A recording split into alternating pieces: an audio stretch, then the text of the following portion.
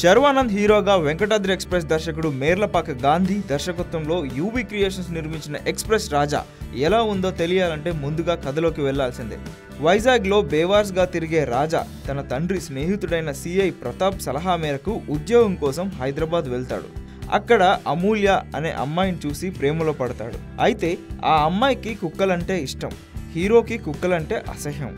Heroine పెంపుడు కుక్క అని తెలియక ఒక కుక్క పిల్లని మున్సిపాలిటీ వాళ్ళకి పట్టిస్తాడు. ఇది ఆ హీరోయిన్ చూస్తుంది. ఆ కుక్కని తిరిగి తెచ్చిస్తేనే లవ్, లేదంటే లేదు అని హీరోయిన్ తెగేసి చెప్తుంది. హీరో నానా కష్టాలు పడి బినామీ బ్రిటిష్ అనే వ్యక్తి కూతురు దగ్గర నుండి కుక్కను దొంగలిస్తాడు. కుక్కను తీసుకొని హీరోయిన్ ఇంటికి వెళ్తాడు.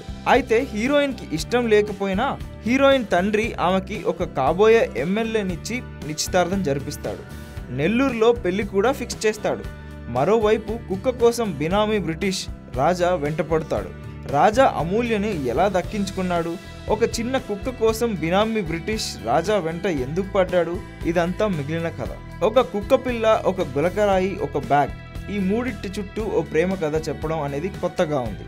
మేర్లపాక గాంధీ, షేక్ దావూద్లు స్క్రీన్ ప్లే చాలా పగడ్బందీగా రాసుకున్నారు.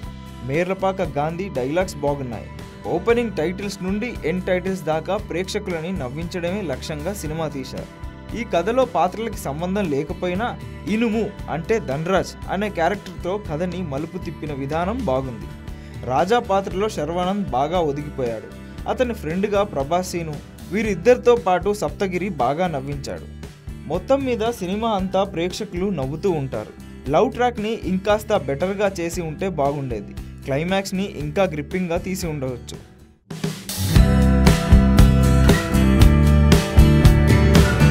టెంపర్ సినిమాతో మంచి ఫామ్లో ఉన్న ఎన్టీఆర్ వన్ సినిమాతో కష్టాల్లో ఉన్న సుకుమార్తో కలిసి చేసిన ఎమోషనల్ ప్రయోగం నాన్నకు ప్రేమతో.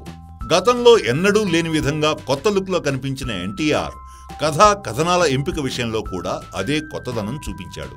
ముఖ్యంగా భారీ పోటీ ఉన్న సంక్రాంతి బరిలో ఎంతో నమ్మకంగా తన సినిమాను రిలీజ్ చేసిన జూనియర్ నాన్నకు ప్రేమతో అంటూ సక్సెస్ అయ్యాడా? వన్ నేనొక్కడే లాంటి భారీ డిజాస్టర్ తరువాత సుకుమార్ దర్శకుడుగా సక్సెస్ సాధించాడా?